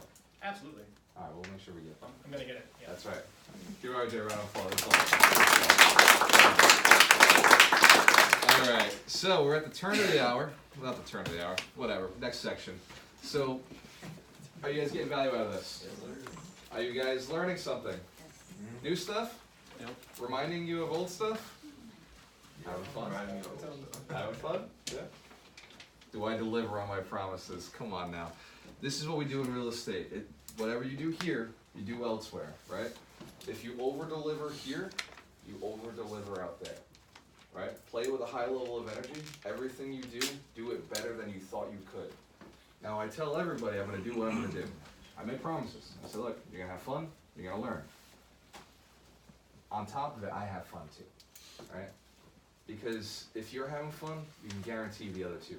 Every step of the way, as long as you're having fun and you're building relationships and building rapport and caring about the other person, you're gonna do very well yourself. This make sense? All right, so this next section is called Get the Deal. So we understand, we just evaluated a deal. Who here evaluated a deal? Who here was just handed a property? Right. So we learned how to evaluate a deal, right? You got a property, that's badass. Mario, get it? So we learned how to get a deal through evaluation, through building rapport. There are other classes we can go to that will teach you all of those steps. I don't have time to teach you how to go through and talk to a seller and build relationships and build rapport, and it's a lot. It's a whole bunch of stuff. But what I can do is teach you how to get the deal, right? Because you just went, showed up, seller was there that had perfect property, you bought the property. Did anybody really look at the deal itself? Nobody really looked at the deal, yeah. When you go home, take a look at the property. These are real numbers. Both of these properties are real deals that Ron and I have personally done.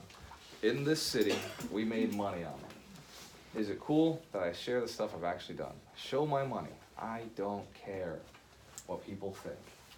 All I care about is what results it creates and instills inside of you guys. That's all that matters to me, right? I'm not a soft, gentle, sweet person. I'm a caring person. I want results for you. I want change for you. I want your life to be better. I will not sit there and coddle you. I will hang out with you and get you moving forward, though. Is that cool? All right. That's what getting the deal is all about. So get the deal. Is it okay if I sell you an event after this event? Is it okay that I brought you through a sales funnel where I taught you how to get the money, and now I tell you that in order to get the money, you have to get the deal? I pulled the rug out from under you. Guys, I am going to show you how to get all the money, but I'm doing it after the break, because if I do it before the break, the mindset wasn't there. You guys understand what we did with the wristband? Going back, remember the wristband exercise, getting rid of the negative money thoughts, instilling new positive thoughts, and then learning how to evaluate a deal. Evaluating the deal is one of the things you've all said at some point to me. How do I know if it's a good deal? How do I know if it's a good deal? How do I know? Who here ever thought that? Everybody in here has at some point thought, how do I know if it's a good deal? Mm-hmm. That sheet's going to allow you to evaluate the deal. The Bigger Pockets calculator, which is a tool that we use consistently, is what Ron has presented to you, the deal, right? So the deal that you held was a Bigger Pockets calculator. Has everybody in here been on Bigger Pockets? We've all been there? The form that he gave you is all the information you need to fill out the Bigger Pockets calculator accurately. You get that information, the calculator is accurate. This makes sense? Has anybody tested this out? Has anybody used the calculator before? Has anybody had a hard time with the calculator before? Still don't like it. Well, yeah, you and I, we'll do that. So the calculator is something we use consistently, and it's okay. I still like you, Nick. Regardless of whether that calculator, I like your calculator too. So Nick has built a very detailed calculator, and Tim, sorry. A lot, I've done this twice, yeah. I didn't mean it, Tim, I'm sorry. So a lot of, thank you. Yeah, sure. Mike, keep me accountable. That's why we wear the wristbands. Right, now snap your hands. Mm-hmm. All right. His name is not Nick. It is Tim. Much better. So Tim has built a very complex spreadsheet in order to evaluate deals. I did the same thing when I started. I built a very complex spreadsheet, and I brought all the deals through, and then I realized it wasn't scalable. It wasn't something that I could easily teach or train somebody to use, and so it didn't work. So I had to go to a slightly lesser product that was extremely consistent. Has anybody ever eaten at McDonald's? No? Burger King, Wendy's, Taco Bell. A slightly lower grade product, but consistent every single time, which means scalability is now an option. That's why we use the Bigger Pockets calculator. Its flaws are minimal. They're very small, right? Tim will admit it. They're very small, but it allows us to do what we need to do. It allows us to get all the information that we need and evaluate a property and present it to our sellers. Not our sellers, our hard money guys, our private money guys, our commercial lenders, our private money guys. I said that already. The residential lenders. It makes it a lot easier when they see in a beautiful package, consistent, beautiful every time. They know what they're going to get when they give it to us, when we send it to them. They say, wow, look at all the numbers. This is perfect. I know how much they're going to make. And so giving them my money makes perfect sense because it's here. I've read their reports a dozen times. When people lend with us, it's usually not the first deal I presented to them. When people lend with you, it probably won't be the first deal you give them. Likely, they're going to see your package a number of times and before they say, wow, this is consistent. The numbers seem to work. And I've seen it a couple of times. I know how to read it now. I get it. I want to give them my money. Usually, people who want to give you their money don't even have the money lined up in a place in their mind where they're ready to hand it over when they first make contact. Once they've made contact, they see a couple packages, then they say, oh man, you know what? Maybe I'm going to store that money in a place to hand to my new friend who's got the deal, right? It slowly becomes a thing only through consistently seeing the package, right? The package you guys had, that's a pretty sweet package, isn't it? It's pretty tight. It works. So, Get the Deal. I'm gonna talk about Get the Deal for a little bit, because Get the Deal is an event that we have never run before. We've never done it. But it's built, who's part of the mastermind? Who here's been to our wholesaling mastermind? Who here's at least seen it? Who here knows we do a mastermind every Saturday at 10 a.m. here in this office? So Ray is one of our mastermind members, right? And what do we talk about all the time in there, Ray? What's holding you back? What's holding you back? What are, Mike, what are some of the other topics that we talk about in the mastermind? What's You're looking at the evaluating the deal, aren't you? Yeah, it's awesome. I'll buy that. It's pretty good. So we talk about what's the next step. What are some of the things we talk about in the mastermind? Everything. Marketing, how to market better, how to make relationships. Yep. Amy?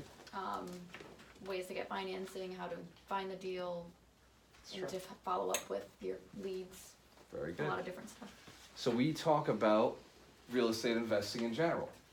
It's also a think tank for me to realize, where are my investors at mentally? What do they have? What problems are they having? What are they running into? I record all of these. I record them for you, right? Has anybody watched the recordings from the wholesale masterminds? You've gone back and watched your own recordings of an event that you were at participating. Yeah. You guys were there, participating, asking the questions, getting questions answered, and you went back and you watched it again? Yeah. Why is that? Mario, why? Well, again, repetitive. If you miss something the first time, and then you listen again, it's like reading a book Yeah. again. Yeah. You get something new. You repeat. Your mindset's different. You repeat. Listen. Everything I do has multiple reasons, right? I am what Bill Gates would call a lazy person. So Bill Gates has a statement where he says, when you have a tough task, give it to a lazy person, because they'll figure it out. Right? When you have a very hard task, I don't know the perfect quote, but it's give it to a lazy person because they will figure it out. They'll figure a quick and easy way. Quick and easy way to get it done, yes. Randy, a mutual lazy person. Josh, you see me, my lazy people are like, yeah, I know, right? Like, we're so good at this. When I say, well, me and Ron were digging out of, well, we were ripping apart a basement the other day. And he said to me, he said, Walter, you're always saying you're lazy. I made a comment. I was like, oh yeah, I'm lazy, right? He's like, you're always saying that, but I'm watching you. He's like, I've seen you for the last 3 years. Where I don't see it. I don't see the lazy, right? But what it is if I see something, I'm always thinking in my head, there's got to be a better way. Regardless of what I see, I'm always thinking, there's got to be a better way to do this, right? Where are my people who can relate to that? My innovators, right? Visionaries, yeah. There's always a better way to do the task, right? It's true. I found it's true, right? So, got off task for a sec. Okay, I'm selling Get the Deal. Got it. So knowing that being the person to come up with new creative ideas is kind of key to developing your life, I built a think tank of people who are looking to get ahead. And with the promise of, oh, I'll help you get ahead. Guaranteed. Everybody who's in part of the mastermind have seen massive changes in their mindsets, massive changes in successes from the couple of events we've done. Do you know how long we've been doing it? Anybody know how long it's been? 2 months, 6 weeks. It's about 6 weeks, six to 8 weeks. It hasn't been very long, but it's a massive change, massive growth. Yeah. So it's, I know, right? It is awesome, and wow. I thought it was there way before I got there. It's new. Yeah. When I say it's a beta test, when I say this is new and we're giving it a shot, I mean it. I don't say that for fluff, right? I say it because you guys really are the beginning version of this. The other reason I record it is so I can go back and say, what are the questions they're asking? How do I deliver, right? How do I deliver to my clients? How do I deliver to my students? How do I make sure these guys are not here tomorrow? I want them there, right? How do I move them forward? So that's what Get the Money was all about. I realized the first thing stopping everybody was the last thing they should be reviewing, was getting the money. Really, the most important thing is get the deal, right? It truly is. But I couldn't seem to get my crew, my students, my agents, my wholesalers, my investors on get the deal until they understood get the money. Until they understood all the money was not a real issue. So after the break, I am going to discuss get the money. I'm going to talk about how to do your PFS, the different types of financing, how to write a letter to your lender. Did I mention I was going to do that? That's the third key, right? A CMA is the second key. You have to have the evaluate the deal, then you do a CMA, and then you write a letter to the lender. Right? 3 steps. CMA, who here is a licensed agent? Who here is not a licensed agent? Everybody who's not a licensed agent, look for somebody who is a licensed agent and ask them, will you do my CMAs for me? Yes. And do that now. That was easy. Now, all right. So investors, I know what you're thinking. Why would an agent do the CMA for me? They want the listing. If it doesn't work out, they want to list the property. Is that okay if they'll work for free until you give them the opportunity to work for pay? That's how we operate, right? That's the code of agency, is work for free until the deal is ready to close. And then we get paid at the end. So feel free, send them as many CMA requests as you are going on appointments for. If there is not an appointment booked, do not send a CMA request. That's just disrespectful. That's just a waste of your time and their time. Does that make sense? If there's not a face-to-face appointment booked, do not ask for a CMA. Here's the other thing that I'll guide you with, is if there's a face-to-face appointment booked, take an agent with you. Agents, my agents in the room, where are you guys at again? We're trained in sales, right? We're trained in negotiating. We're trained in making somebody else comply, right? That's our jobs, negotiation.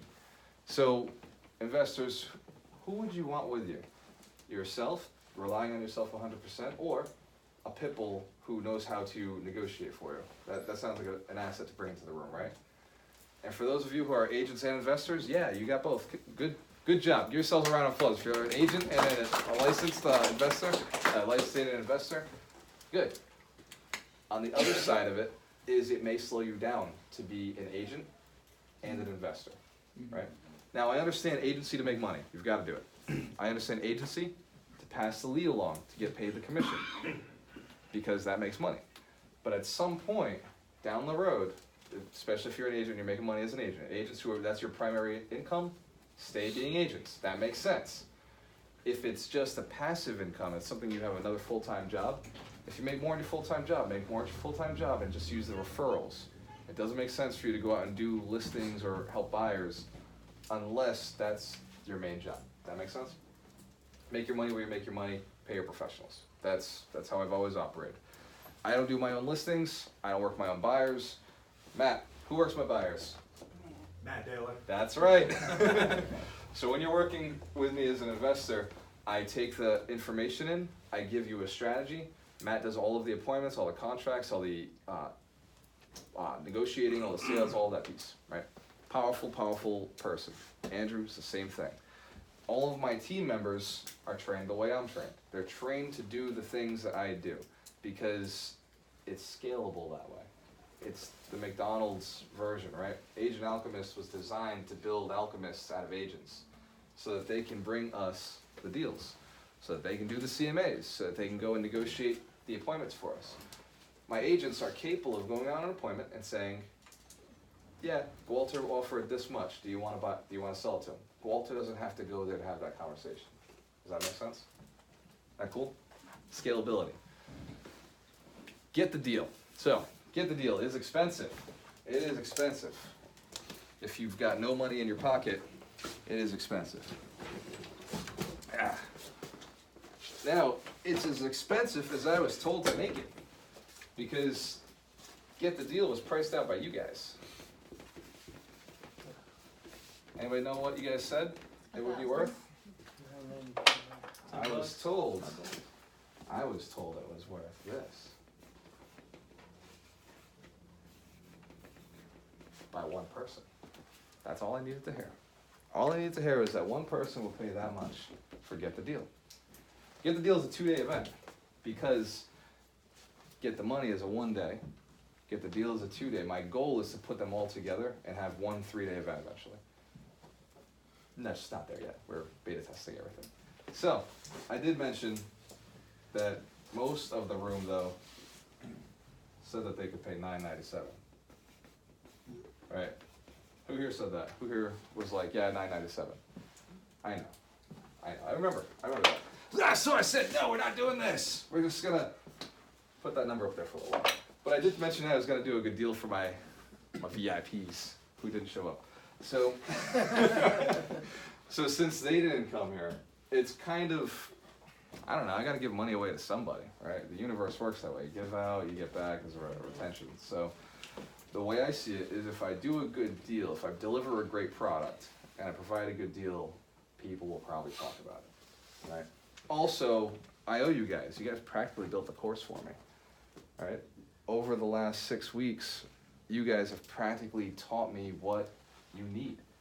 So I'm able to charge a small fee, a minimal, whatever, that's, what is that? Small nominal fee for, don't worry, it's not, I'm gonna go down the fence. See this, guys, if you're having an issue with this, where else do you have this issue? It's cool, I've been in your seats, I get it. Shit, I've spent 10,000 at one time, I've spent 35,000 at one time, I spent 55,000, right, I spent over 85,000, not in college and things like this. I'm not gonna charge you guys that. One of my commitments, Ron sent me an article the other day of an event where it wasn't Than Merrill, it was the other guy, Tarek. He does the house flipping with his wife. Yeah? Flip or flop. Getting sued for charging $75,000 for his course, and the students are going and then they're not getting their money back quickly if like they weren't happy with the product. I've committed to not selling a $75,000 course. Who feels better about that? Excellent. Yeah, I've committed to it because it isn't scalable, right? When you sell for too much, when you under-deliver, people don't really talk about you in a positive way. When you over-deliver, people love you. People talk about what you've done and what you've accomplished for them, and so they send other people. I like that model better. I believe in getting paid what you're worth. So what I've done is I've built a 2-day event, similar to this, except it's way longer than this. It's a lot more content. What you're gonna experience over the next, well, it's gonna be a 4-hour event today, is deep knowledge coming through, a lot of fun, building better relationships, because at the end of the day, it's all about the relationships you have. Recognize that this room is a powerful room.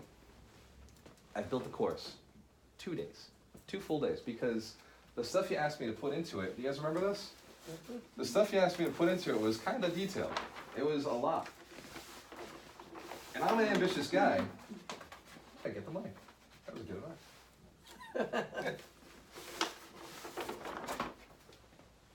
Oh yeah. Dan is a good lender. I like that guy. Was all of this stuff. That's where I came up with the number, by the way. You guys told me to put that number out there. I was told. You said it. You said it's worth that. You said actually it was a 3-day, I was selling a 3-day. So you said the 3-day would be worth $1,000 if I delivered on all of these elements. Who here thinks I could do that? After already, how long has this been, an hour? You guys think I got that ability? Well, thank you, I appreciate you guys. So, I've got a few more minutes. I'm on time. So, a 2-day event to get, not the money, because we got the money. I'm gonna talk about financing today. I'm gonna talk about cash investors today. Pay for the class, well, if you can't figure that out, we got bigger problems. We already did the evaluate the deal. All the procrastination, we're probably gonna use this again. The rest of this stuff, I can't do it all in one shot. I wanna teach you how to find the deal. I wanna teach you the stuff that the mastermind's been pulling up, which is yes, I could evaluate a deal, but how do I find the deal in the first place? How do I get over procrastination? How do I get over cold calling, the fear? How do I get over finding partners, right? How do I get over deal structure? Deal structure is a section that is so complex that sometimes I think about the things I do and I can't believe the things I've done, right? I look at it and to me it's simple, like talking about it afterwards, but in the moment, it's how is all of this working, right? How is all of this, you're pulling all of these pieces together, and the pieces I pull together now are complex compared to other people, right? Other people look at, wow, that's a gray area, it's black and white. I see every string I'm pulling and I'm putting them together and it's very easy, it's very simple, right? Every single one of the strategies I use is simple. The desire, the passion, the why, we're gonna talk about how to get there, why you do what you do. Who here has heard me talk about the why before? Who has heard me talk about clarity before? We're gonna do it in a little more detailed way, a way for you actually to train. That said, I am gonna lower the price because what can I say? I like to deliver value, and I also promised you guys when we set this up, I was like, look, I'll give you guys a discount because you guys are hooking me up. So, I guess that's enough. I'm gonna talk about CRMs, pipeline, follow-up, how to identify the right strategy, not just these strategies, but actually how to identify the one that works for you in your market. I'm gonna talk about screening tenants, screening property managers. By the way, I went through 4, lost money on 3 before I found the one that makes me money. I have a friend of mine who I used to manage property for who texted me yesterday and he said, I got 21 units I'm selling. I helped him build that 21 unit portfolio and he's telling me he's selling it. I passed the management to another person who manages, and what he's telling me is, he's like, oh, the portfolio doesn't cash flow. I also used that manager at one point, so I know what the problem is. It's not the portfolio. Here's the deal. I'm looking at picking this up for $1.3 million from a friend of mine, doing him a favor. So it all comes back around, but property management, if you don't have the right ones, I thought about selling my portfolio with the wrong managers. Because the manager makes the deal. They truly do. Now, I'll teach you how to screen property managers so you don't lose the money I lost, and how to manage your property managers so you make the money I make. Just by managing them a little differently, these cool little conversations makes a lot of money. It's a cool process. Let's see. Oh, hypnotize your spouse to buy an investment property. Who here could use hypnotize your spouse to buy an investment property? Yeah? Interesting. When I say hypnotize, although I am a trained hypnotist, I don't actually mean we're going to hypnotize them, right? I won't do that. Maybe I would. I don't know. Maybe, okay, we'll set up a session. Yeah, that's what we'll do. We'll put it in there. We'll set up a session. Believe it or not, everybody can be hypnotized. Everybody absolutely can be hypnotized, and everybody, if it's beneficial for them, it fits their life goals, can buy a house. Can be convinced that it makes sense to do. It just has to be done the right way for you and your spouse. A lot of the problems in real estate investing is poor communication with your spouse. That's really one of the biggest ones. Does anybody know what the 3 deadly sins are in real estate investing? 3 deadly sins: death, divorce, over leverage. I want to point out that over leverage is right next to death and divorce. Just so you understand how serious over leverage is, and I've been in an over leverage position, so I know. But divorce will knock you out of the game like that. It took a year off my life, right? It literally put me back into a... Has anybody read the book? Yeah. You read the book, Broke? That part was from a divorce. Which is cool because it made me stronger, made me tougher, right? You read the comeback chapters like afterwards. So just so you know, your partner, getting them on board, I thought it was important enough to keep in here. Even though we wrote all of these and it ended up being one of the last things, if you read the book, Millionaire Mind, they say that a supportive spouse is one of the top 5 requirements to being successful in this business. And I will absolutely stand by that. Getting your spouse on board, making sure they're good with what you're doing, is one of the top requirements. It's necessary.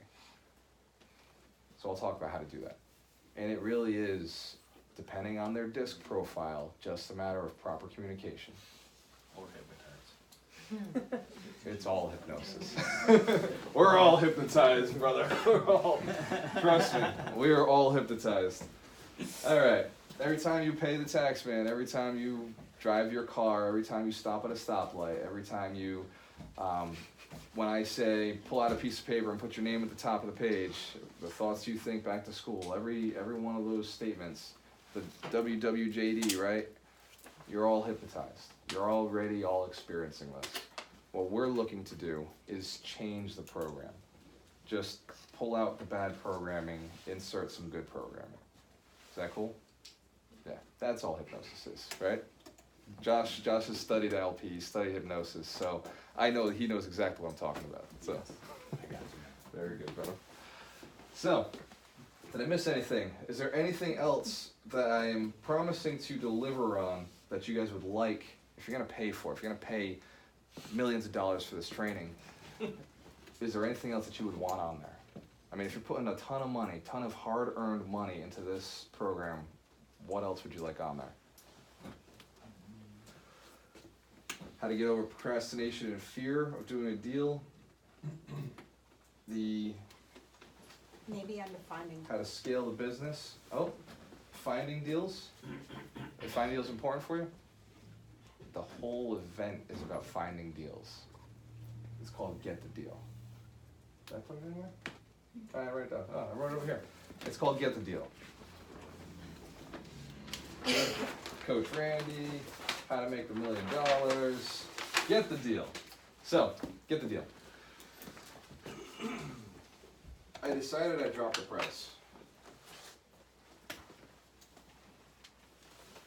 It's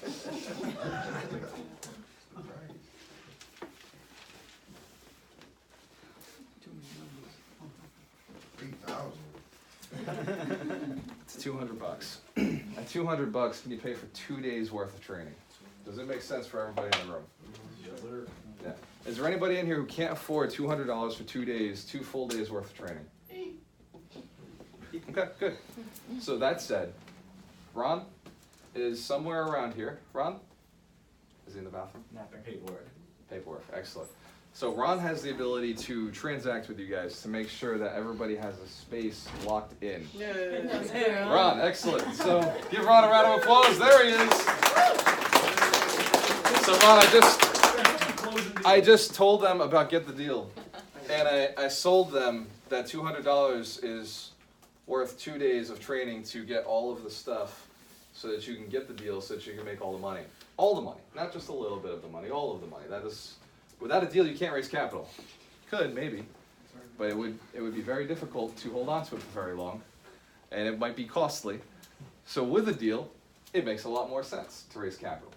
Before I go forward and teach you how to raise capital, I want to make sure that you guys have a commitment to make sure that you get the deals. If you already know how to get the deals, I still suggest you pay the $200 and show up, because I'm going to teach you something you don't know. Everybody knows I'll teach you something you don't know. Even the guys who know how to get tons of deals. Randy, tons of deals, right? And you're still in. Yeah. Love it. Give Randy a round of applause. That's awesome. Ron, how do people pay you the money? How do we do it? I have a credit card reader. You have a credit card reader. Excellent. So this whole group is going to go give you credit cards right now. We take checks and cash as well. Excellent. That seems super inefficient. Well, we're going to go to a break. Everybody come back at 10:15. I start at 10:15. I'll You can take that. tell you I start at 10:15 because it's on my piece of paper right here. Just throw it out. Regardless of whether you're back on time, I'm starting. Okay. So be back at 10:15. All right, guys? I'm gonna deal the price up, I'll do that in a second. All right. What's the question? This is all real, right? Yeah, dude, that's Fulton Street. I know, look. Yeah. You can go around. That's what we actually did. What's that? That was the lowest one. That was the max one. So we got better than So all of this is just to say this will work. That's okay to see you. No, it was an amazing deal. Or it ended up selling. Yeah. All the information is in the wrong person. So we had selling for 2 or 3. It was So then I was working on it, I own it, or Yeah, you helped me make money. No, I know. Thank you. You're a team player, brother. Sure. End of January, right? For the- yeah.